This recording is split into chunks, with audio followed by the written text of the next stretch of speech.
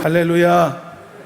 여러분, 마지막 날에 모든 것이 하나님의 은혜였다, 이렇게 고백할 수 있는 성도가 되시기를 바라고, 아울러서 지금 당장 이 순간에도 모든 것이 하나님의 은혜임을 매일매일 고백하며 살아가는 그런 귀한 성도님들이 되시기를 주님의 이름으로 축원합니다.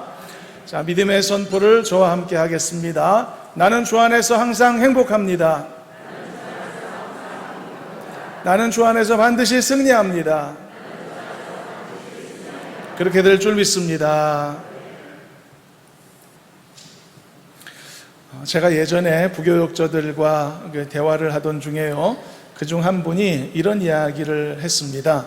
자기가 어렸을 때 하나님의 뜻을 알고 싶은 마음에 자기에게 말씀해 주시라 간절히 기도한 후에 성경을 임의로 펼쳐서 첫눈에 들어오는 구절을 나에게 주시는 말씀으로 생각했던 적이 있었다고요. 제가 그 이야기를 들으면서 저도 생각했죠. 어쩌면 나하고 토시 하나 틀리지 않고 똑같은 짓을 했을까, 그런 생각을 했는데요. 저도 어렸을 때 확실한 하나님의 뜻을 알고 싶은 어떤 순간에 간절히 기도하고 성경을 펼치고 손가락으로 찝어서 그 성경 구절을 보면 나에게 주신 말씀일 수 있겠다, 이런 생각을 했던 적도 있었거든요. 하나님의 뜻을 알고 싶은 그런 간절한 마음 자체는 그 자체는 인정해 줄 수 있겠지만은, 사실 지나놓고 보아서도 그렇지만 알고 보면 매우 무지하고 단순한 그런 행동이라고 할 수 있었을 것입니다.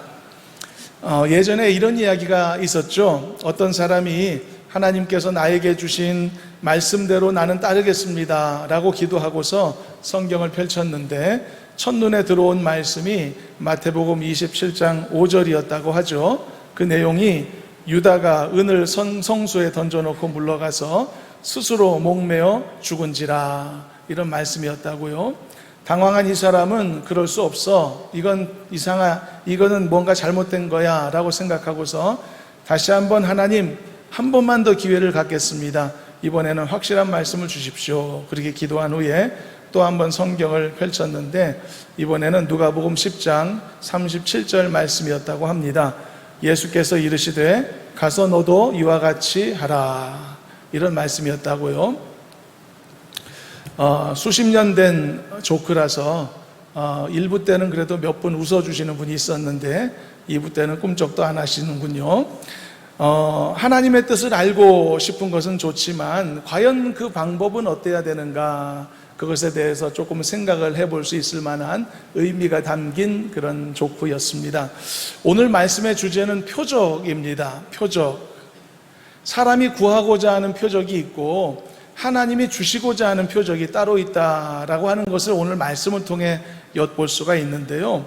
그래서 하나님께서 주시고자 하는 표적이 어떤 의미인가, 내용은 무엇인가, 목적은 무엇인가, 또 사람이 얻고자 하는 표적에 대한 내용과 의미와 목적은 또한 반대로 어떤 것인가, 이런 것들을 비교해 보며 오늘 말씀을 살펴보고자 합니다. 그래서 하나님이 주시는 진정한 표적을 우리가 삶에서 지니게 될 때 얼마나 놀라운 삶의 변화와 또 새로움을 경험할 수 있는가, 이런 내용들을 함께 살펴보시도록 하겠습니다. 오늘 말씀은요, 바리새인과 사두개인들이 예수님에게 와서 하늘로부터 오는 표적을 구하는 내용이 담겨져 있는데요. 근데 여기서 평소에 성경에 잘 등장하지 않는 사두개인들이 등장합니다. 이 사두개인이라는 명칭은요, 어떤 종족이나 또 부족의 명칭은 아니고요, 이들은 주로 율법에 있어서 보수적이고 주로 제사장 그룹으로 이루어진 아주 소수의 특정한 정치 세력 또는 종교 세력을 지칭하는 그런 표현입니다. 그런데 오늘 본문에 등장하는 바리새인들과 사두개인들은요, 사실 서로 함께 하는 것이 잘 어울려지지 않는 사람들이었습니다. 왜냐하면 이 둘은 다른 점이 매우 많은 사람들이었기 때문이죠. 사두개인들도요, 바리새인들처럼 율법을 굉장히 강조하기는 했지만 바리새인들이 갖고 있던 신앙과는 그 색깔이 많이 달랐다고 성경이 말하고 있습니다. 사두개인들은 매우 귀족적이고 소수의 사람들이었고 특히 큰 차이가 있었는데, 그것은 바로 영원의 세계, 그것에 대한 기본적인 부인이 있었다는 사실입니다. 그래서 사두개인들은요, 영혼을 거부했습니다. 그리고 죽음 이후의 삶을 인정하지 않았습니다. 이 땅에서 살다 죽으면 끝이다 하는 생각을 했고요. 그리고 천사와 귀신의 존재를 또한 부정했고, 그리고 가장 결정적인 큰 차이점이 있습니다. 그것은 바로 부활을 인정하지 않았던 것입니다. 그래서 그들은 예수님의 부활하심도 인정하지 않았을 뿐 아니라 당연히 그 어떤 인생의 부활도 부정했었던 것이죠. 참고로 사도행전 23장 8절 말씀을 한번 읽어보겠습니다. 사두개인과 바리새인들의 차이점이 잘 설명되어 있는데요, 함께 읽어봅니다. 이는 사두개인은 부활도 없고 천사도 없고 영도 없다 하고 바리새인은 다 있다 함이라. 이처럼 이 둘은 매우 다른 쪽에 선 자들이었던 것이죠. 색깔이 달랐던 것입니다. 그럼에도 불구하고 오늘 본문을 보면 이 사람들이 의기투합을 해서 함께 예수님 앞에 나와 있는 것이죠. 이게 무엇을 의미하는 것일까요? 이것은 여러분, 그들이 다른 면에서는 다 대립되는, 어떻게 보면 적대적 관계였음에도 불구하고 단 한 가지에서만큼은 그 목적을 하나로 이어 두고 지금 함께하고 있다는 것을 말해주는 것입니다. 그것이 무엇일까요? 바로 예수 그리스도를 공격하고 제거하자는 목적이었던 것입니다. 이것은 여러분, 이 세상에서도 얼마든지 쉽게 찾아볼 수 있는 그런 현상이기도 하죠. 악한 세상이 하나님과 그의 뜻을 대적하기 위하여 어떻게 그들의 모든 것을 저버리고 그리고 연합할 수 있는가를 보여주는 사례인 것입니다. 그들은 예수님을 죽이기 위해서 결코 하나 될 수 없었던 사람들임에도 불구하고 하나가 되었다라고 하는 것이죠. 세상에서도 이런 일이 많이 있습니다. 정치 세계에서도요, 어제의 적이 오늘의 동지가 되는 일이 얼마나 비일비재하게 많습니까? 이것이 냉정한 정치 세계라고 말하기도 하지 않습니까? 권력이라고 하는 그들의 우상을 차지하기 위해서 누구와도 연합할 수 있다, 누구와도 한 몸이 될 수 있다, 그런 세상 사상과 생각을 갖고 있는 사람들이 세상에 얼마나 많이 있습니까? 이런 것을 정치의 생리 이렇게 말하고 있는데, 생리라는 것은 그 당연한 것, 자연스러운 것, 그런 표현이 그 안에 들어있는데, 세상이 어떻게 사람을 신실하게 대하지 못하고 사사로운 유익에 따라서 배신을 밥 먹듯이 하는 것이 어떻게 그것을 생리라고 표현할 수 있겠습니까? 그것은 자기 변명인 것이고, 그러한 모습 자체는 매우 불의한 것이라고 할 수가 있는 것이죠. 우리가 지금 6.25 전쟁 72주년 맞이하고 있습니다만, 이 6.25 전쟁은 우리 민족에게 있어서는 정말 감사한 일이기도 하지만, 그러나 좀 불행한 시작이기도 하지 않겠습니까? 남과 북이 갈라진 이유가 있지 않습니까? 무엇 때문에 갈라졌죠? 우리 민족의 선택이 아니었지 않습니까? 서로 총칼을 겨누고 서로를 죽이던 이 소련과 미국, 이 두 나라가 이제는 한 마음으로 의기투합을 한 것이죠. 무엇입니까? 이 지긋지긋한 전쟁을 그만두자, 이 한 가지 목적으로 의기투합을 해서 우리 민족의 미래나 장래는 사실상 그게 생각하지 않고 그냥 남과 북을 잘라버리지 않았습니까? 얼마든지 이 세상은 서로 총칼을 겨누고 싸우다가도 어떤 목적에 부합되게 되면은 그 목적으로 또 하나로 뭉칠 수도 있는 것이 이 세상의 생리라고 하는 것을 알 수가 있는 것이죠. 그래서 여러분, 본문에 나오는 바리새인과 사두개인들의 연합, 이것은 사실상 매우 불의한 모습이었다라고 말할 수 있는 것입니다. 예수님을 죽이기 위해 야합한 것이다 라고 말해도 무방할 그런 상황이었던 것이죠. 그래서 여러분, 우리는 이런 사실들을 보면서요, 역설적으로 새삼 나같이 악하고 나같이 어리석은 사람이 어떻게 이 강팍한 마음을 내려놓고 예수님을 믿을 수 있었을까? 정말 이 기적 같은 일에 감사하지 않을 수가 없는 것입니다. 여러분, 사람은요, 그냥 놔두면 절대 예수 믿지 않습니다. 그냥 놔두면 절대로 의로움 가운데로, 선함 가운데로 다가서지를 못하는 것입니다. 항상 여러분, 사람은 방치하면 악으로 치달을 수밖에 없는 것입니다. 자동차도 방치하면 먼지 쌓이고, 집도 살지 않고 방치하면 사람 살 수 없는 폐가가 되듯이 말이죠. 그렇게 되는 것입니다. 복음 앞에서 그대로 놔두면 바리새인들처럼 되는 것이고 사두개인들처럼 되는 것입니다. 절대로 스스로 기꺼이 구원의 복음을 받을 사람이 세상에 없는 것입니다. 대적하고 밀쳐내기에 바쁜 것이죠. 그런데 어떻게 내가 예수 믿을 수 있었을까? 어떻게 내가 이 성경 말씀을 한치의 틀림도 없는 하나님의 말씀으로 인정할 수 있게 됐을까? 기적 같은 일입니다. 내가 어떻게 예수의 부활을 믿고 어떻게 십자가의 죄 용서를 믿었을까? 어떻게 예수님의 다시 오심을 믿고 소망하며 오늘의 삶을 살고 있을까? 기적 같은 일인 것입니다. 모든 것이 신기하고 놀라운 하나님의 은혜라고 하는 사실입니다. 사랑하는 여러분 예수 믿은 자 되었다면 하나님께 감사하시기를 바랍니다. 성경을 믿는 하나님의 자녀들이 되었다면 하나님께 영광 돌리시기를 바랍니다. 이것은 여러분 놀라운 은혜인 것입니다. 우리가 예수님을 믿고 이 땅에서 하나님의 나라를 누리며 살고 있는 것이라면 우리의 현재의 삶이 어떤 상황에 처해 있든지 간에 우리의 인생은 이미 성공한 인생이라는 사실을 잊지 마시기를 주님의 이름으로 축원합니다. 그러므로 늘 구원받았음에 기쁨과 감사가 있어야 합니다. 그리고 항상 그 은혜 안에 거하는 귀한 성도로 살아야 할 줄로 믿습니다. 자, 그렇다면 이들이 의기투합을 해서 예수님을 찾아와서 뭘 하고자 했을까? 그것은 우리가 본문에서 읽은 것처럼 예수님에게 한 가지 중요한 것을 요구하기 위해서였습니다. 그것이 바로 하늘로부터 오는 표적이었습니다. 뭔가 신기하고 짜릿한 걸, 확실한 걸 보여달라는 이야기였죠.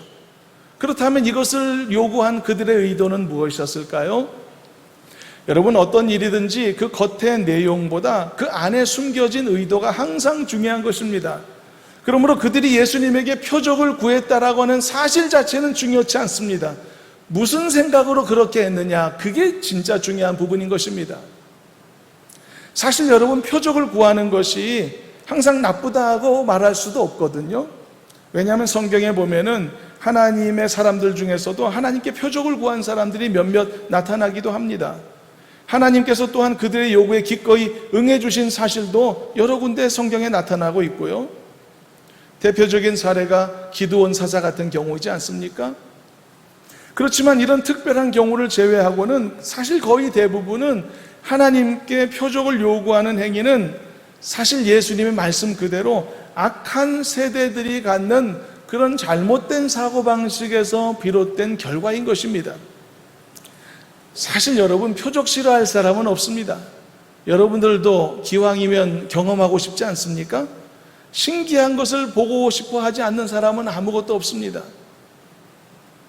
길거리에다가 여러분 이 커튼을 쳐놓고 그리고 이렇게 틈을 이게 열어놓으면은 사람들은 누구나 지나가면서 그 안을 들여다보고 싶어 할 것입니다. 그게 사람의 본능입니다. 세상에서 제일 재밌는 구경이 불구경, 싸움 구경이라는 말도 있지 않습니까? 사람에게는요, 잔인한 면이 있어서 안타까워하면서도 그러한 장면을 엿보면서 알 수 없는 쾌감을 느끼는 것이 사람의 모습이기도 합니다. 요즘 영상에 보면 이 우크라이나 군대에서 띄운 드론이 러시아군 탱크를 파괴하는 이런 영상 장면이 자주 등장하는 것을 볼 수 있는데요. 많은 사람들이 시청하는 영상입니다. 근데 여러분, 사실 그런 생각 해보셨나요? 그 영상 자체는 알고 보면 누군가가 죽어나가는 장면이거든요. 이건 영화의 한 장면이 아니라 실제 상황이란 말이죠. 그럼에도 불구하고 수많은 사람들이 이 속에 있는 호기심과 이 자극적인 쾌감을 좇아서 사실 그런 영상을 탐닉하고 있기도 하는 것입니다. 표적을 바라보기를 좋아하는 사람도 바로 이런 심리와 유사한 부분이 있다는 말씀인 것입니다. 그런데 왜 사람들은 여전히 표적을 원할까? 그리고 어떤 사람들은 복음을 받아들임에 있어 표적이 왜 필요하다고 생각을 하게 될까? 그런데 여러분, 이 표적은요, 믿음을 갖는 일에 도움이 되기도 하지만 정반대로 도움이 되지 않기도 합니다. 이 말은 무슨 뜻이냐 하면은요, 그것은 표적과 그리고 내가 믿음을 갖는 그 일에는 결코 어떤 절대적인 상관관계가 존재하지 않는다는 것을 말하는 것입니다. 언제나 여러분 중요한 것은 그의 태도인 것입니다. 그리고 그 태도, 그의 마음가짐인 것입니다. 그 태도가 전환되지 않으면, 그의 마음가짐이 바뀌지 않으면 표적이고 뭐고 아무 소용도 없는 것입니다. 그러므로 중요한 것은 그 자세의 변화인 것입니다. 그 내 안에 있는 그 기존의 고집과 그 관념, 그 패러다임을 포기하는 것입니다. 그래야 무언가 새로운 것이 그 안에 들어가게 되는 것입니다.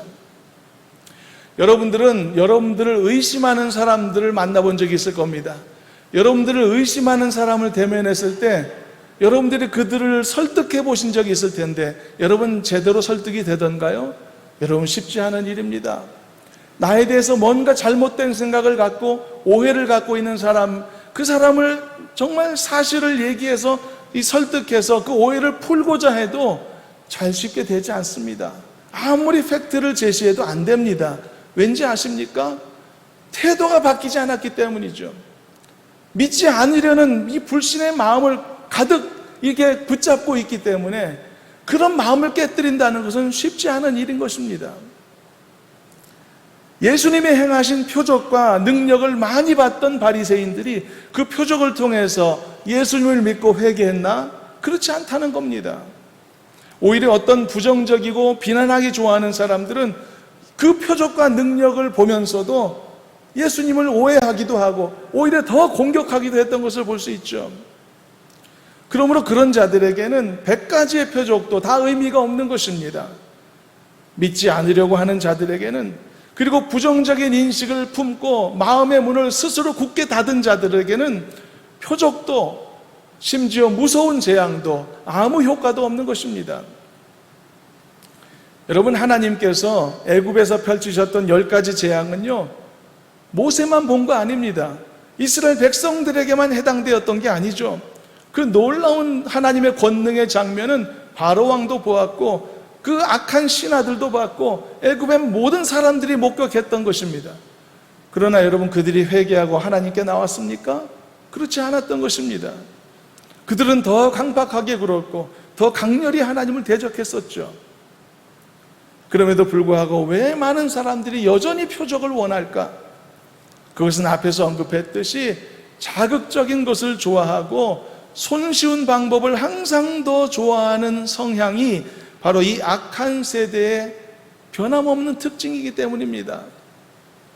예나 지금이나 똑같은 것입니다. 이 악한 세대의 습성이 그런 모습을 보여주고 있는 것입니다. 그래서 예수님께서도 말씀하셨던 것입니다. 악한 세대가 표적을 구하는 법이다 라고 말이죠. 오늘의 본문의 사례도 그렇습니다. 바리새인들과 사두개인들이 예수님에게 와서 표적을 구한 것은 믿겠다는 뜻이 아니었습니다.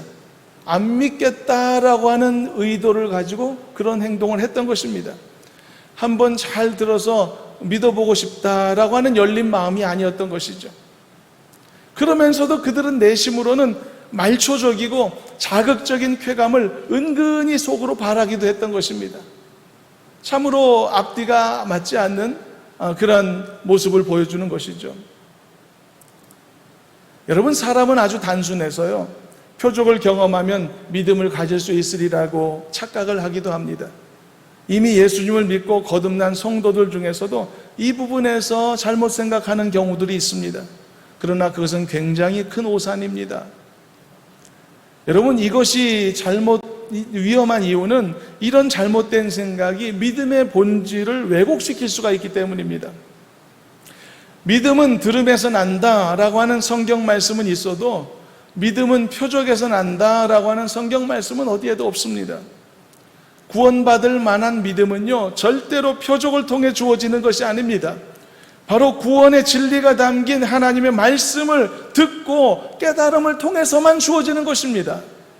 물론 표적의 경험이 하나님의 말씀을 들을 수 있도록 마음의 문을 여는 일에 도움이 될 수는 있습니다. 그리고 이미 구원받은 성도들, 하나님의 말씀을 믿고 구원받은 성도들의 경우에는 표적을 체험하는 일이 이미 나의 안에 주어진 믿음이 더 확고하고 확신을 얻기 위한 일에 도움이 될 수는 있습니다. 그러나 어떤 경우에도 표적을 통해서 없던 믿음이 생겨나는 일은 없는 것입니다. 거부할 수 없는 표적을 통해 믿음으로 나아갈 수 있도록 어떤 강팍한 자가 획기적인 인생의 방향전환 안에 계기를 만날 수는 있습니다. 그러나 그것은 말 그대로 계기를 제공하는 것일 뿐이지 표적 자체가 그에게 믿음을 주는 것은 아니라는 사실은 움직이지 않는 사실인 것입니다. 예수님을 만났었던 10명의 나병 환자들이 있었습니다. 그들은 모두 자신의 인생에서 잊을 수 없는 엄청난 경험을 그들의 몸을 통해서 체험했습니다.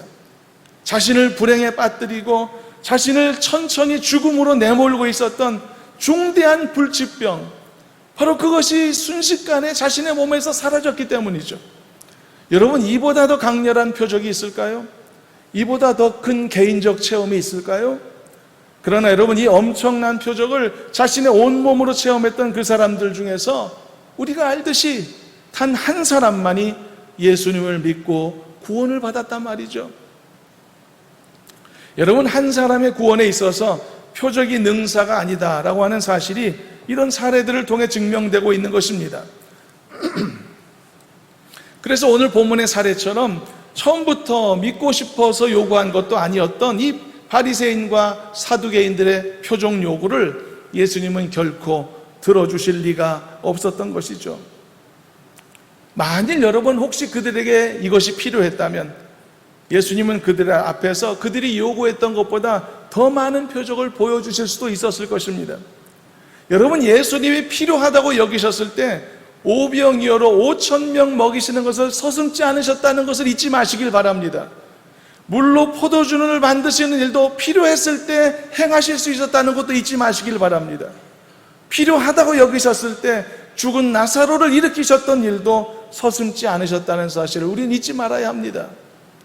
그러므로 예수님에게는 능력은 문제가 되지 않는 것입니다. 창조 사역에서 함께 하셨던 성자 하나님께 무슨 능력의 문제가 있겠습니까? 그러므로 필요하면 주시는 것입니다.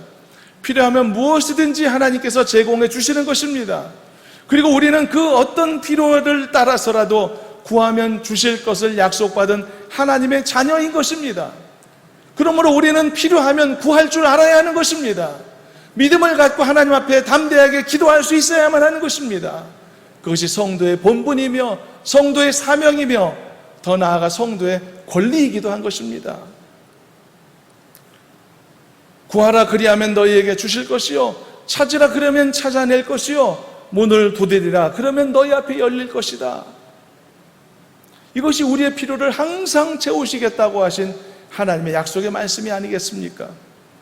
이처럼 하나님은 필요할 때 주시는 것이고 우리는 우리의 필요를 언제나 구할 수 있는 자녀의 권세를 부여받았음을 잊지 마시길 바랍니다. 그래서 우리는 구해야 되는 것입니다. 여러분, 담대하게 구하는 성도 되시기를 주님의 이름으로 축원합니다. 여러분들의 제한된 상황과 환경에 여러분 발목을 잡히지 마시기를 바랍니다. 내게 능력 주시는 자 안에서 무슨 일이든 할 수 있다는 믿음의 담대함을 취하시길 바랍니다. 그리고 하나님께 담대하게 구하시길 바랍니다. 자녀의 권세를 사용하시길 바랍니다. 그래서 여러분들은 지금보다 좀 더 크고 귀한 것을 구할 줄 아는 믿음의 사람들이 되셔야 할 줄로 믿습니다. 여러분들의 자녀들에 대해서도 더 크게 구하십시오. 여러분들의 가정에 대해서도, 우리 교회에 대해서도, 그리고 하나님의 나라에 대해서도 더 크고 귀한 것을 구할 줄 아는 담대함이 있기를 바랍니다. 얼마나 큰 것을 구하느냐는 사실상 하나님 앞에 중요한 것이 아닙니다. 얼마나 필요한 것을 구하느냐가 하나님 앞에 가장 중요한 부분인 것입니다. 그러므로 필요하면 주시는 것입니다. 필요하면 무엇이든지 주시고 언제든지 주시는 것입니다. 그러나 필요하지 않다면 반대로 주시지 않는 것이죠. 오늘 본문이 그런 사례였던 것입니다. 그 상황 속에서 그런 마음 자세를 갖고 나온 바리새인과 사두개인들, 그들에게는 그들이 요구한 이 표적은 전혀 필요치 않았기 때문에 예수님께서는 그들의 요청을 거절하신 것입니다. 그리고 대신 예수님께서는 표적을 구하는 그들에게 요나의 표적을 말씀하셨습니다. 물론 이것은 그들이 기대했던 어떤 짜릿한 가시적인 표적과는 거리가 멀었던 것이지만 오히려 그들은 요나의 표적이라는 말 자체도 들어본 적이 없었겠지만 그러나 알고 보면 예수님은 그들에게조차도 사실 가장 필요하고 정말 중요한 표적을 제공하신 셈이 되었던 것입니다. 왜 그런가? 그것이 바로 요나의 표적이 무엇을 의미하느냐? 그 내용 때문입니다. 정답 같지 않은 정답이었지만 그게 정답이었습니다. 응답이 아닌 것 같았는데 그게 응답이었다는 뜻입니다. 그렇다면 예수님이 그들에게 말씀하셨던 요나의 표적이 어떤 의미였는지 마지막으로 정리해 보겠습니다. 먼저 예수님은 표적을 구하는 그들의 악한 마음을 지적하시면서 먼저 그 사실을 꾸짖으셨습니다. 본문 2절 3절을 같이 읽어보겠습니다. 본문 2절과 3절 말씀을 합독합니다. 예수께서 대답하여 이르시되 너희가 저녁에 하늘이 붉으면 날이 좋겠다 하고 아침에 하늘이 붉고 흐리면 오늘은 날이 굳겠다 하나니 너희가 날씨는 분별할 줄 알면서 시대의 표적은 분별할 수 없느냐. 그들은 백성들을 가르치는 지도자들이었고 그 누구보다도 바르게 알아야 될 위치에 있었던 사람들이었죠. 그러나 그들은 안타깝게도 자연의 징조는 분별할 수 있는 지혜는 있는데 시대의 표적은 분별할 수가 없었던 것입니다. 그 시대가 여러분 어떤 시대였나요? 메시아가 도래한 시대였습니다. 얼마나 특별한 시대였을까요, 여러분? 인류 6천여 년의 역사 속에서 육신으로 오신 하나님과 한 시대에 살 수 있었다는 것이 얼마나 큰 특권이었을까요? 게다가 한 시대에 살았던 정도가 아니라 한 나라 안에서 살았고 한 민족으로서 살았고 같은 언어를 사용하면서 이렇게 얼굴과 얼굴을 맞대어 대화할 수 있는 이 놀라운 기회를 가진다는 것이 얼마나 특별한 일이었을까? 여러분, 이런 부분들을 생각해 볼 때 정말 그들은 특별한 시대에 살고 있는 사람들이었던 것입니다. 하나님의 아들로서 나를 구원하시고 내가 잃었던 기쁨과 행복과 내가 잃었던 자유를 회복시키기 위해서 이 땅에 오신 그분을 맞이할 수 있고 그분을 내 육안으로 볼 수 있는 시대, 그 시대를 그들은 살고 있었던 것입니다. 그런데 안타깝게도 그들은 그 사실을 깨닫지 못했던 것이죠. 자기들의 눈앞에서 예수님을 보면서도 예수님과 대화하면서도 말이죠. 게다가 백성들을 이끌어야 될 지도자들이 그런 상황이었던 것입니다. 그래서 예수님이 그들을 책망하셨던 것입니다. 너희가 어떻게 이 시대의 표적은 분별할 줄을 모르느냐? 그런데 여러분, 이유가 뭘까? 왜 그 시대 사람들이 분명히 보아서 알아야 될 시대의 표적을 분별할 수 없었을까요? 예수님이 능력이 없으셨을까요? 예수님의 말씀이 권세가 부족해서였을까요? 그 이유는 이어지는 4절에서 말씀하고 있는 것과 같습니다. 바로 그 세대가 악하고 음란한 세대였기 때문입니다. 죄악이 관영한 시대, 영적인 음란함과 육체의 음란함이 가득한 그런 시대였기 때문이죠. 항상 여러분, 죄는 사람의 마음을 가리우지 않습니까? 그리고 사람의 마음을 미련하게 만들지 않습니까? 그래서 봐야 될 것을 보지 못하게 만들고 보지 못하니 미련하게 되고 미련하니 또 더 다른 죄에 더 노출되고 그 죄는 또 그 사람을 더 미련하게 만드는 이런 악순환이 반복되는 것이 아닙니까? 사람이 여러분 그 삶에서 자신의 죄를 방치하게 되면 이 악순환이 작동이 되는 것입니다. 그래서 죄의 굴레에 빠지게 되는 것이죠. 굴레의 특징이 뭡니까? 애써도 헤어나오기 힘들다는 것이 굴레의 특징 아닙니까? 그래서 예수님은 그들에게 보여줄 표적은 요나의 표적밖에 없다라고 하셨습니다. 오늘 본문의 마지막 절 4절을 다 같이 합독해 보겠습니다. 함께 읽어봅니다. 악하고 음란한 세대가 표적을 구하나 요나의 표적밖에는 보여줄 표적이 없느니라 하시고 그들을 떠나가시니라. 마지막으로 요나의 표적이 과연 무슨 의미일까를 살펴보며 말씀을 정리하겠습니다. 요나의 표적에 대한 몇 가지 해석이 존재하고 또 다양한 새로운 해석 시도도 있지만 가장 상식적이고 가장 모두에게 공통적인 내용이 있습니다. 그것은 바로 이 요나의 표적이 예수님의 십자가의 죽음과 부활을 의미하는 표적이라는 사실입니다. 요나가 3일 동안 물고기 뱃속에 있었던 것처럼 예수님도 3일 동안 십자가에서 죽으심을 의미한다는 말이고 그가 기적적으로 물고기 뱃속에서 살아난 것은 예수님의 부활 사건을 의미한다는 이야기입니다. 사실 이것은 예수님께서 다른 성경에서 이미 말씀하신 부분이라 의심의 여지가 없는 해석이죠. 이제 그 내용을 좀 먼저 보겠습니다. 마태복음 12장 29절, 39절에서 40절 다 같이 한번 읽어보고 지나가도록 하겠습니다. 함께 읽어봅니다. 예수께서 대답하여 이르시되 악하고 음란한 세대가 표적을 구하나 선지자 요나의 표적밖에는 보일 표적이 없느니라. 요나가 밤낮 사흘 동안 큰 물고기 뱃속에 있었던 것 같이 인자도 밤낮 사흘 동안 땅속에 있으리라. 여러분, 그렇습니다. 이 악한 세대 앞에서 예수님께서 보여주실 가장 강력한 표적은 바로 예수님의 십자가이며 또한 예수님의 부활인 것입니다. 이것만큼 강력한 표적이 어디 있을까요? 예수님이 메시아이시며 살아계신 하나님의 아들이심을 보여주는 사실로서 이것만큼 분명하게 우리에게 전달되는 표적이 어디 있을까요?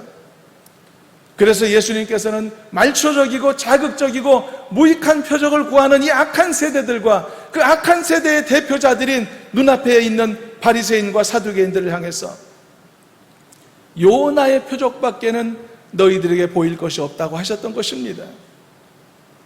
만일 여러분 이 시대에 지금도 요나의 표적이 무엇인지를 사람들이 깨닫는다면 모두 다 주님 앞으로 돌아올 수 있을 것이라고 저는 믿습니다.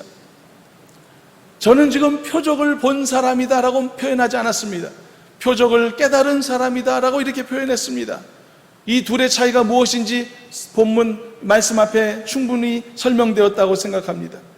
단순한 표적의 목격이나 체험이 자동적으로 그를 구원에 이르게 하는 것이 아님을 우리는 이미 보았습니다.